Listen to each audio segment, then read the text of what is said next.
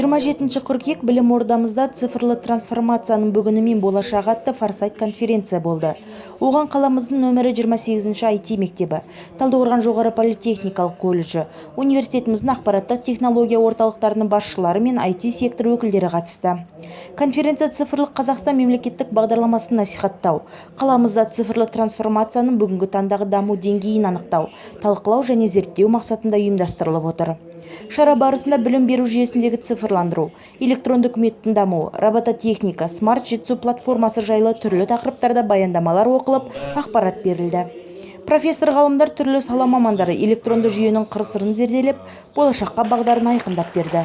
Мұндай жиындар қазіргі технологияның дамыған заманында аса қажет дейді ұйымдастырушылар. Самал Ашырбекова, Ділмұрат Күзатұлы, оқу телестудиясы.